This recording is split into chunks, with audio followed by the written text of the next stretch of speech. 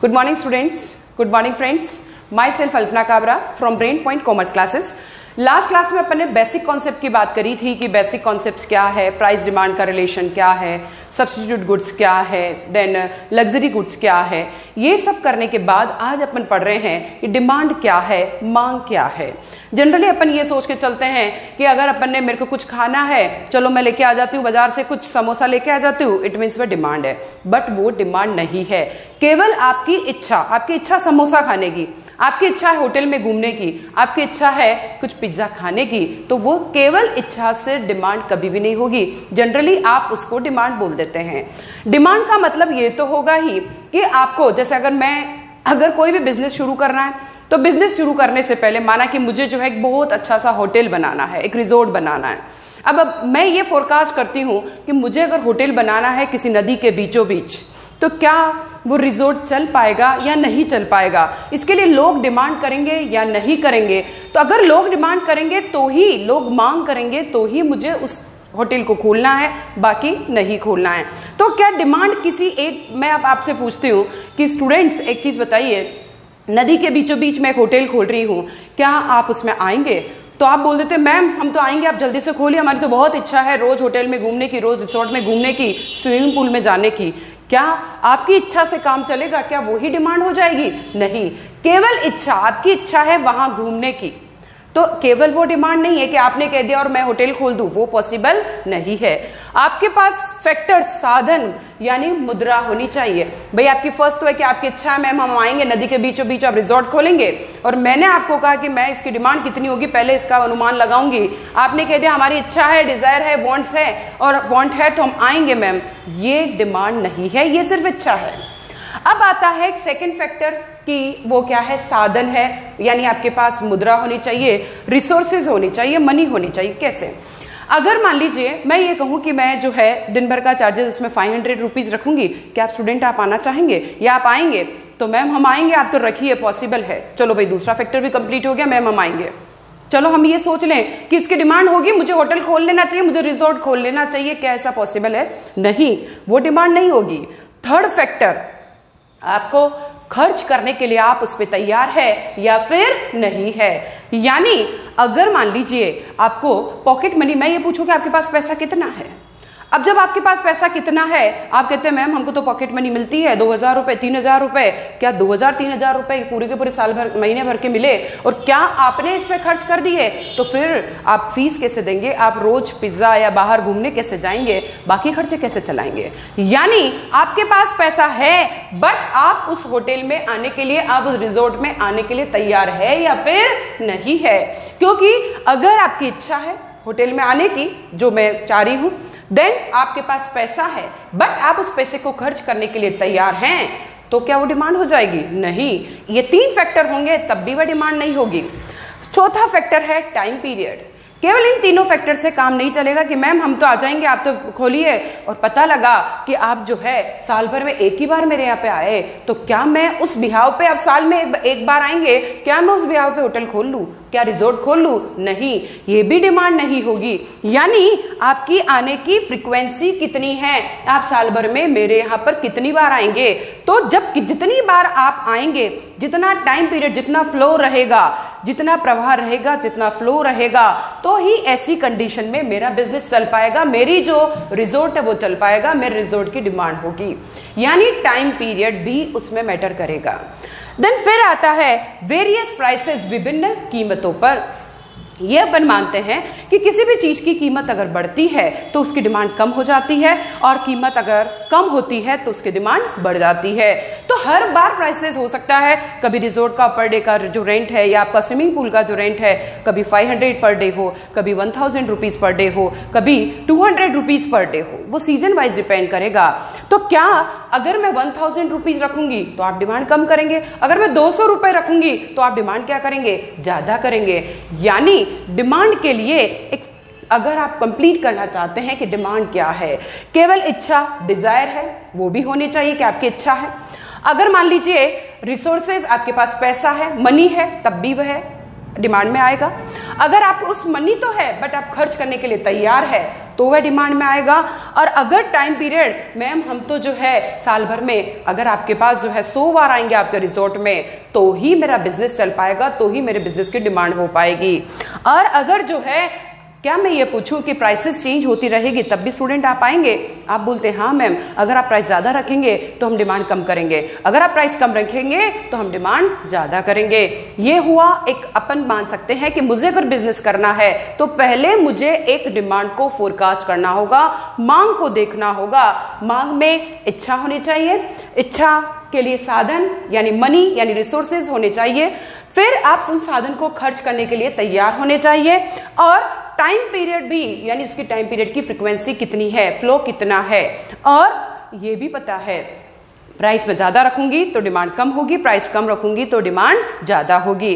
अब मैं इसी चीज को ये कहती हूं कि कोई भी कंज्यूमर है, कोई भी कस्टमर है, कोई भी उपभोक्ता है तो उसके लिए मांग क्या है। मान लीजिए मुझे पिज्जा खाना है, पिज्जा खाना है तो मेरी इच्छा है भी मुझे, अब मैं उपभोक्ता की दृष्टि से देख रही हूं, कंज्यूमर की दृष्टि से देख रही हूं कि मांग क्या है। अगर मुझे पिज्जा खाना है, गरम गरम पिज्जा खाना, तो मेरी बहुत ही इच्छा है भाई आज तो अपन पिज्जा खाएंगे।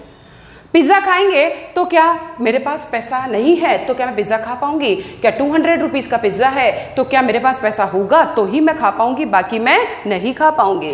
फिर अगर 200 रुपीज मुझे रजिस्टर भी खरीदना है और मुझे जो है बीकॉम की क्लासेस चलने लग गई है तो मुझे जो है अगर बुक्स भी खरीदनी है तो पिज्जा के, अगर मैं आज पिज्जा पे पैसा खर्च कर दूंगी तो मैं बुक्स कैसे लाऊंगी, रजिस्टर कैसे लाऊंगी? तो यानी मैं उस पर खर्च करने के लिए तैयार हूं या फिर नहीं हूं। फिर आता है टाइम पीरियड। टाइम पीरियड का मतलब ये हुआ कि अपन ने अभी डिसाइड किया था कि अगर प्राइस बढ़ेगी तो आप डिमांड कम करेंगे पिज्जा की, और प्राइस कम होगी तो आप डिमांड बढ़ाएंगे। यानी किसी भी फिक्स प्राइस पर, किसी भी फिक्स प्राइस हो गया, किसी भी वेरियस प्राइस पर, अगर मान लीजिए किसी भी टाइम पीरियड पर आप, अगर आपकी किसी चीज की इच्छा है बट आपके पास फैक्टर भी, साधन भी होना चाहिए और आप उस पर साधन खर्च करने के लिए तैयार होंगे। ये 5 फैक्टर होंगे तो ही वह डिमांड होगी, तो ही वह मांग होगी। 5 फैक्टर से अगर एक भी कम है, प्राइस कम हो गया तब भी डिमांड नहीं होगी। इच्छा, इच्छा पूर्ति के साधन, साधन खर्च करने के लिए तैयार होना, और वापस प्राइस जो है, प्राइस बढ़ेगी तो डिमांड कम होगी और प्राइस कम होगी तो डिमांड बढ़ जाएगी, और एक टाइम पीरियड। ये फैक्टर होंगे तो ही कोई चीज मांग बन पाएगी, बाकी मांग नहीं होगी।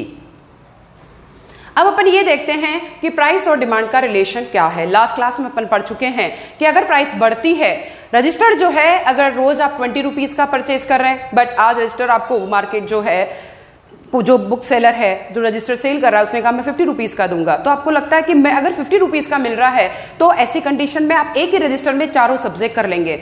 जैसे ही प्राइस बढ़ी आपने एक ही रजिस्टर की डिमांड करी है, बट रजिस्टर वाला कहता है कि मेरे पास बहुत सारी सप्लाई है, आप एक जो रजिस्टर है वो 2 रुपीज का लेके जाएंगे। क्या 2 रुपीज में आपको अगर रजिस्टर मिल रहा है, सेम रजिस्टर, तो क्या आप डिमांड बढ़ाएंगे या नहीं? आपको लगता है अभी इस क्लास की भी ले लो, नेक्स्ट क्लासेस की भी, हर एक सब्जेक्ट की 2-2 रजिस्टर ले लेते हैं, रफ अलग लेंगे और फेयर कॉपी अलग ले लेंगे। तो यानी जैसे ही प्राइस बढ़ती है तो आप डिमांड कम कर देते हैं, और जैसे ही प्राइस कम होती है तो आप मांग को क्या कर देते हैं, बढ़ा देते हैं। दोनों का हमेशा हमेशा कैसा रिलेशन होगा स्टूडेंट? नेगेटिव रिलेशन होगा। यानी अपन इस चीज को देखते हैं कि जैसे जैसे प्राइस 1, 2, 3, 4 और 5, जैसे जैसे प्राइस बढ़ती जा रही है तो डिमांड क्या होती जा रही है? 10, 8, 6, 4 और 2। यानी प्राइस जैसे जैसे बढ़ रही है तो डिमांड क्या हो रही है? कम। प्राइस को अपन जो है वाई एक्सिस पे ले रहे हैं और डिमांड यानी क्वांटिटी डिमांड यानी मांग को अपन कहां ले रहे हैं? एक्स एक्सिस पर। प्राइस यानी कीमत को लेंगे अपन वाई एक्सिस पे जो जिस पे डिमांड डिपेंड करती है, और एक्स एक्सिस पे मांग लेंगे। यानी 1, 2, 3, 4 और 5। यहां देखिए 2, 4, 6, 8, 10। यहां देखिए 1 पर कितना है? 2, 1 पे 10 हो गया। देन 2 पर कितना है? 2 पर कितना है? 8। फिर 3 पर कितना है? 6। 4 पर 4। यहां देखिए, यहां ये जो डायग्राम बनता है ऊपर लेफ्ट से नीचे राइट की ओर, ये जो डायग्राम है वो हमेशा नेगेटिव स्लोप होगा, और नेगेटिव स्लोप को हमेशा क्या कहा जाएगा? ऋणात्मक ढाल। और इसका डायग्राम कैसा बनेगा? ऊपर बाएं से नीचे दाएं ओर। यानी जिन 2 फैक्टर का नेगेटिव रिलेशन होगा उनका diagram left to right negative slope वाला बनेगा। अब अपन डिमांड कर्व बताने के बाद नेक्स्ट अपन पढ़ रहे हैं कि डिमांड कितनी तरह की होती है। वैसे डिमांड को अपन अलग अलग तरीके से बताते हैं कि अगर individual demand and market demand होती है, यानी व्यक्तिगत और बाजार मांग, और जो है ये श्रेष्ठ वस्तु और घटिया वस्तु के संदर्भ में कैसी होती है। बट अपन इसी टॉपिक को थोड़ा सा अलग तरीके से ले जाते हैं कि मांग कितनी तरह के हैं, क्योंकि हर एक फील्ड में मांग को अलग अलग तरीके से समझा है। या पर अगर आप 11th-12th में जाएंगे तो अलग तरीके से है, सीए फाउंडेशन में जाएंगे तो अलग तरीके से है। तो मैंने सभी मांग जो तरह की है, सभी तरह की जो मांग है, उन सबको मैंने अलग से इकट्ठा कर दिया है। इसी मांग को अपन पढ़ते हैं कितनी तरह की। फर्स्ट हो गई कीमत मांग, और वह क्या हो जाएगी, प्राइस डिमांड। देन सेकंड है आय मांग, जिसे अपन कहेंगे इनकम डिमांड। थर्ड हो गई आड़ी या तिरछी मांग, जिसे अपन क्रॉस डिमांड कहेंगे। फिर आती है प्रत्यक्ष और अप्रत्यक्ष या फिर व्युत्पन्न मांग, यानी अप्रत्यक्ष मांग को व्युत्पन्न मांग भी कहा जाएगा, जिसे डायरेक्ट और जो है डिराइव डिमांड कहा जाएगा। नेक्स्ट है संयुक्त मांग, जिसे अपन जॉइंट डिमांड कहेंगे। फिर आता है मिश्रित मांग, जिसे अपन क्या कहेंगे, मिक्स डिमांड। और देन लास्ट है व्यक्तिगत और बाजार मांग, जिसे अपन क्या कहेंगे, व्यक्तिगत और बाजार मांग को इंडिविजुअल एंड मार्केट डिमांड। ये हो गई अपनी पांचों तरह की डिमांड। ये हो गई अपनी 5 तरह की जो प्रैक्टिकल डिमांड है, और इसी में अपन ने थ्योरी डिमांड को भी ऐड कर दिया है। जो 2 तरह की है वो थ्योरी की डिमांड है, जिसमें प्रैक्टिकल कुछ भी नहीं होगा। फर्स्ट अपन पढ़ेंगे प्राइस डिमांड, यानी वेरियस प्राइसेस पर, विभिन्न कीमतों पर जो अलग अलग मांग की जाती है। अगर अपन उसे किसी डायग्राम में शो करें तो वह मांग वक्र हो जाएगा, और अगर उसे अपन किसी मांग से बताएं तो वह कीमत मांग हो जाएगी। वैसे जनरली मांग जो है वो किससे रिलेटेड होती है, मांग हमेशा कीमत से ही रिलेटेड होती है। और उसमें अपन पढ़ चुके हैं कि जैसे जैसे प्राइस अगर बढ़ेगी तो डिमांड क्या हो जाएगी, कम हो जाएगी, और प्राइस अगर कम होगी तो डिमांड बढ़ जाएगी। दोनों का नेगेटिव यानी कैसा संबंध होगा, विपरीत संबंध होगा। जैसे प्राइस अभी अपन ने पढ़ा था 1 2 3 4 5 बढ़ती जा रही है, तो डिमांड कैसी होती जा रही है, कम होती जा रही है। 10 8 6 4 और 2। जब प्राइस बढ़ रही है तो डिमांड लगातार कम होती जा रही है। अगर मैं इसका डायग्राम बनाऊं तो डायग्राम कैसा बनेगा इसका, हमेशा प्राइस 1 2 3 4 और 5, डिमांड 2 4 6 8 एंड 10। 1 पर कितनी हो गई, अभी अपन ने डिस्कशन किया 10, 2 पर 8 है, 3 पर कितनी है, 6 है, देन 4 और देन यहां देखिए 2। डायग्राम कैसा बन रहा है, ऊपर लेफ्ट से नीचे राइट की ओर, यानी नेगेटिव स्लोप वाला डायग्राम बनेगा। कीमत मांग वक्र हमेशा हमेशा कैसा बनेगा, नेगेटिव स्लोप वाला, जो कि कौन सा कहलाएगा, ऋणात्मक ढाल वाला। इसको अपन जो भी कीमत मांग वक्र है या मांग वक्र जो है जनरली कैसा बनता है, ऋणात्मक ढाल वाला। नेक्स्ट अपन स्टार्ट कर रहे हैं इनकम डिमांड। वैसे जनरली स्टूडेंट सब आप जानते हैं कि इनकम का मांग से कैसा रिलेशन है। अगर आपकी जो इनकम अगर ज्यादा है, घर से अगर पॉकेट मनी ज्यादा मिल रही है, तो पिज्जा बर्गर इन सब की डिमांड आप क्या करेंगे, ज्यादा करेंगे। बट अगर घर से जो है पॉकेट मनी कम मिल रही है तो पिज्जा बर्गर या किसी भी चीज की डिमांड आप क्या करेंगे, कम करेंगे। यानी अगर इनकम बढ़ेगी, आय आपकी ज्यादा है या फैमिली इनकम भी अगर ज्यादा है, तो हर चीज की आप डिमांड क्या करेंगे, ज्यादा करेंगे। और अगर इनकम कम है तो आप डिमांड भी क्या करेंगे, कम करेंगे। यानी आय और मांग दोनों का कैसा संबंध होगा, हमेशा हमेशा जनरली सीधा संबंध होगा।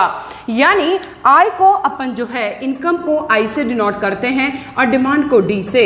अगर इनकम बढ़ेगी तो डिमांड भी बढ़ेगी, और इनकम कम होगी तो डिमांड भी क्या हो जाएगी, कम हो जाएगी।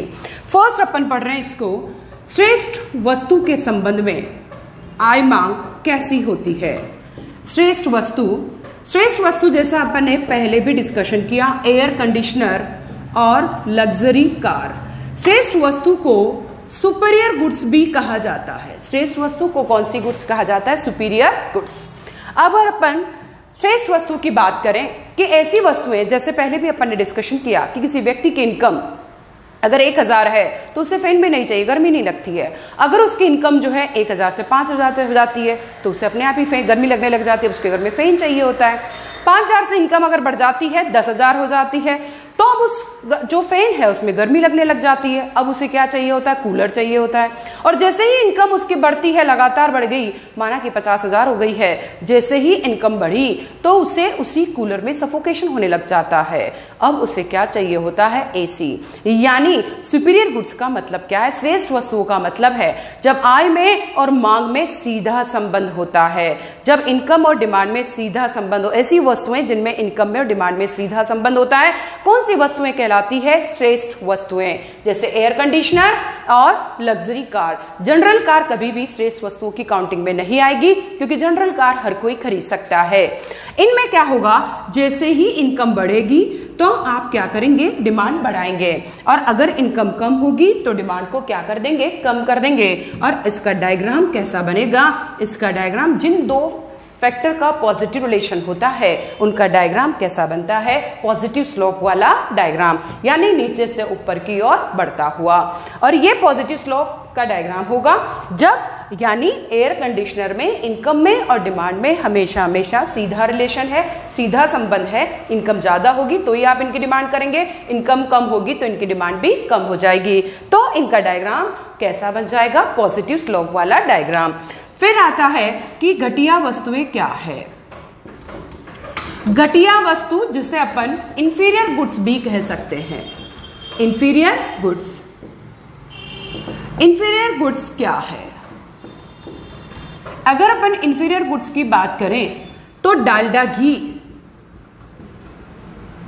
डालडा घी को अपन इंफीरियर गुड्स की गिनती में गिनते हैं। ये क्या है, घटिया वस्तुएं। एक व्यक्ति जो महीने का 1,000 अर्न करता है और अपन उसे कहते हैं कि तू 1,000 जो अर्न कर रहा है तू रोज देशी घी खाया कर, क्या उसके लिए पॉसिबल है, नहीं। वह अगर देशी घी खाएगा 500 रुपए किलो का, तो ऐसी कंडीशन में वह जब अगर इतना पैसा इस पे खर्च कर देगा तो बाकी खर्चा कैसे चलाएगा। तो इसीलिए अगर जैसे ही अगर उसका इनकम लेवल कम है तो उसको क्या खाना पड़ेगा, डालडा घी, यानी घटिया वस्तु खाना पड़ेगा, ठीक है। और जैसे ही इनकम बढ़ जाता है, 2,000 से इनकम 10,000 हो जाता है, तो ऐसी कंडीशन में वह डालडा घी की डिमांड बहुत ही कम कर देगा, क्योंकि जैसे ही वह 10,000 इनकम हुई और रोटी पे अगर डालडा घी लगाया गया तो उसको अपने आप स्मेल आने लगती है। अब उसे क्या चाहिए होता है, देशी घी। यानी घटिया वस्तुओं में जब इनकम लेवल कम होता है तो घटिया वस्तु यानी डालडा घी की डिमांड वह क्या कर रहा है, ज्यादा। और जैसे इनकम लेवल बढ़ गया है तो घटिया वस्तु यानी डालडा घी की डिमांड को वह क्या कर देगा, कम। तो दोनों में हमेशा हमेशा कैसा रिलेशन होगा, नेगेटिव रिलेशन होगा। यानी जैसे ही इनकम अगर कम है तो वह डालडा घी की डिमांड क्या करेगा, ज्यादा। पर इनकम लेवल बढ़ गया है तो वह डालडा घी की डिमांड को क्या कर देगा, कम कर देगा। दोनों में कैसा रिलेशन होगा, नेगेटिव रिलेशन होगा।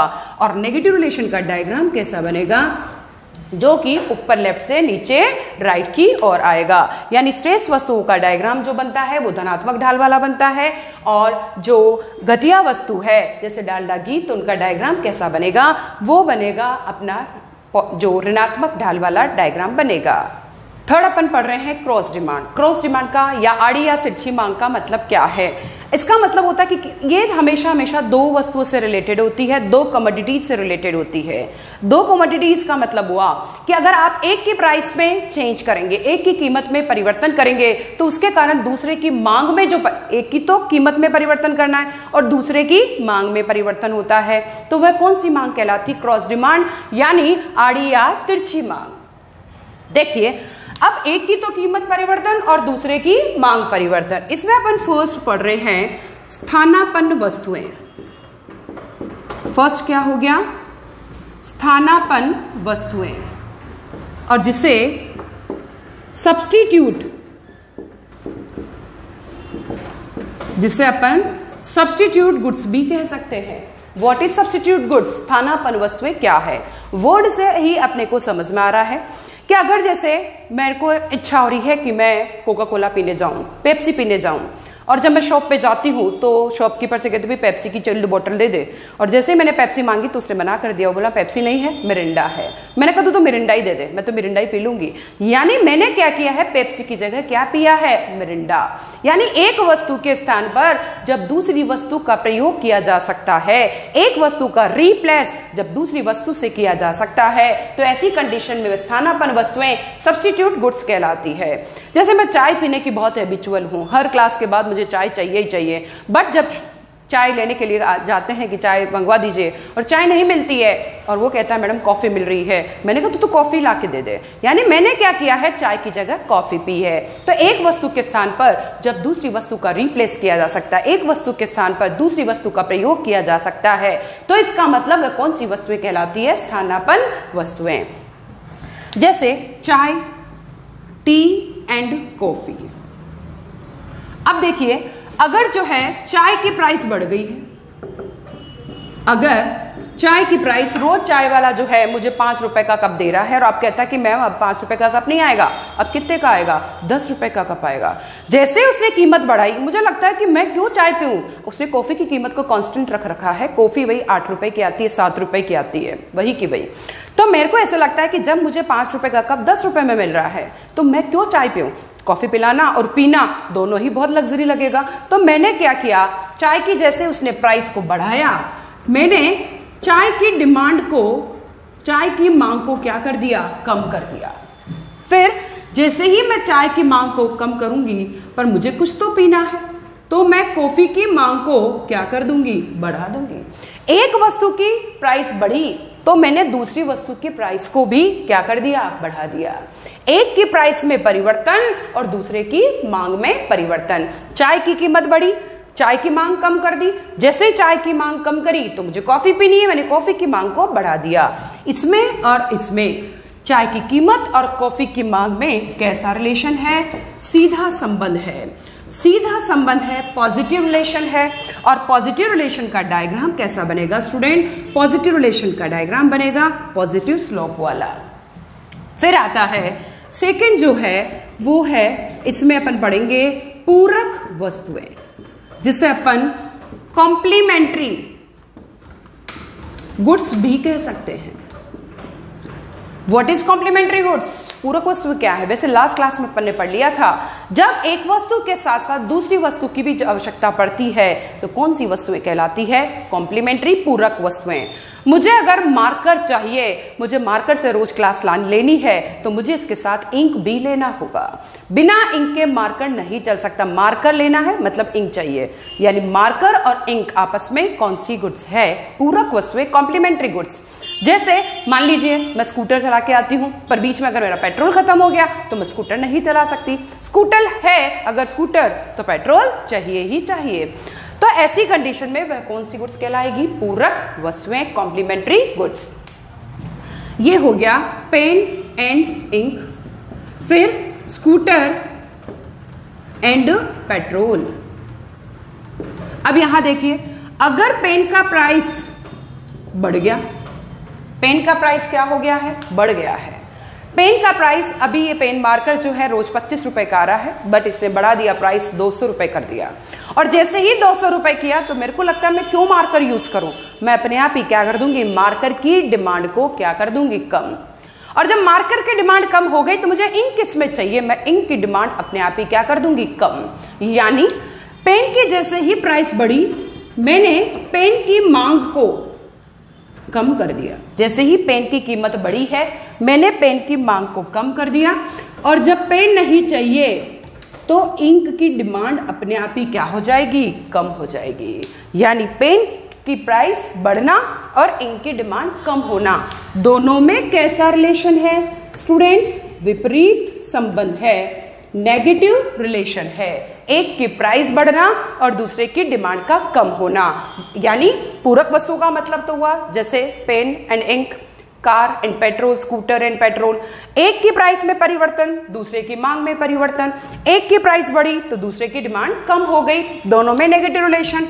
और नेगेटिव रिलेशन का डायग्राम नेगेटिव स्लोप वाला बनाया जाएगा। अब नेक्स्ट आता है कि प्रत्यक्ष और अप्रत्यक्ष या व्युत्पन्न मांग क्या होती है। किसी भी चीज की अगर प्रत्यक्ष रूप से मांग की जाती है, जैसे मैंने कपड़े की मांग करी है, इट मीन्स प्रत्यक्ष मांग है। अगर मैंने वॉशिंग मशीन की डिमांड करी है, मतलब मुझे सीधा ही वॉशिंग मशीन में कपड़े धोने हैं, इट मीन्स हो गया प्रत्यक्ष मांग, डिराइव डिमांड। अब डिराइव डिमांड क्या है, अप्रत्यक्ष मांग क्या है? डिराइव्ड का मतलब होता है जब एक वस्तु की मांग के कारण दूसरों की मांग उत्पन्न होती है। जैसे सीमेंट की मांग अगर है तो सीमेंट की मांग किसके लिए कर रहे हैं अपन? मकान बनाने के लिए। तो सीमेंट क्या है? डायरेक्ट रूप से अपन मांग नहीं कर रहे हैं, अपन किसके लिए कर रहे हैं? मकान बनाने के लिए कर रहे हैं। यानी मकान बनाने के लिए व्यू उत्पन्न यानी उत्पन्न हो रही है किसकी? सीमेंट की मांग। इसे अपन अप्रत्यक्ष मांग भी कहते हैं। अगर मुझे कपड़ा फैक्ट्री चलानी है तो मुझे लैंड, लेबर, कैपिटल यानी भूमि, श्रम, पूंजी, प्रबंधक, साहस सब कुछ चाहिए। जब पांचों साधन अगर मुझे चाहिए, भूमि, श्रम, पूंजी, प्रबंधक, साहस, पांचों साधन अगर मुझे चाहिए, इसका मतलब क्या हो गया है कि जितने भी साधन हैं उन सब की मांग कैसी होगी? व्युत्पन्न मांग, डिराइव डिमांड। क्योंकि वस्तु के मांग के कारण इनकी मांग उत्पन्न हो रही है। अभी अपन पूछेंगे कि अगर जो है कपड़े की मांग कैसी है? प्रत्यक्ष मांग। बट पूछा जाए श्रम की मांग कैसी है? तो व्युत्पन्न मांग। पूंजी की मांग, व्युत्पन्न मांग। यानी जितने भी साधन हैं उन सब की मांग कैसी हो जाएगी? व्युत्पन्न मांग हो जाएगी। फिर आता है कि अगर फिफ्थ पॉइंट अपन लेते हैं, फिफ्थ पॉइंट है आपका जॉइंट डिमांड यानी संयुक्त मांग। जब दो वस्तुओं की मांग एक साथ की जाती है, जब दो वस्तुओं की मांग एक साथ की जाती है, इसका मतलब वह क्या कहलाती है? संयुक्त मांग, जिसे अपन सिमिलर क्या कह सकते हैं? Pen and ink. पेन और इंक हमेशा हमेशा कैसी मांग हो जाएगी? दो मांग, जब वस्तुओं की मांग एक साथ की जा रही, दोनों की मांग एक साथ की जाती है। मैं मार्कर लाऊंगी तो मुझे इंक लानी है, तो इसका मतलब वह क्या हो गई है? संयुक्त मांग। फिर आता है अपना वो है मिश्रित मांग,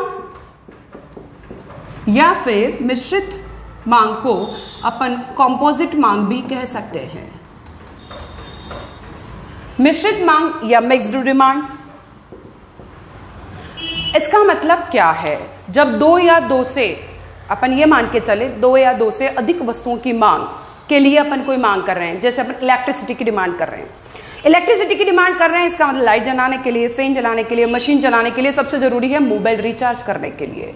जब एक वस्तु की मांग से ज्यादा अपन उसकी मांग के लिए कर की जा रही है, जैसे इलेक्ट्रिसिटी, सभी चीज दो या दो से ज्यादा के लिए अपन इसकी मांग कर रहे हैं, इसका मतलब ये क्या हो गई है? मिश्रित मांग, जॉइंट डिमांड के बाद अपनी होगी मिक्स डिमांड।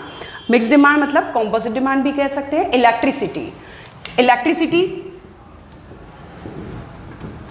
तो किस किस के लिए कर रहे हैं अपन? लाइट जलाने के लिए, फैन चलाने के लिए, मोबाइल रिचार्ज के लिए, मशीन चलाने के लिए। तो इन सब की मांग का दो या दो से ज्यादा की मांग के लिए अपन उसकी मांग कर रहे हैं। दूध की डिमांड, अगर मिल्क की डिमांड कर रहे हैं, चाय पीने के लिए, दही जमाने के लिए, पनीर के लिए, मिठाई के लिए, तो वह क्या हो गई है? मिश्रित मांग। फिर अपन बात कर रहे हैं वो है लास्ट व्यक्तिगत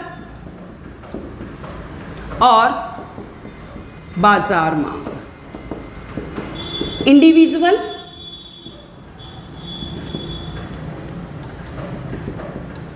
एंड मार्केट डिमांड।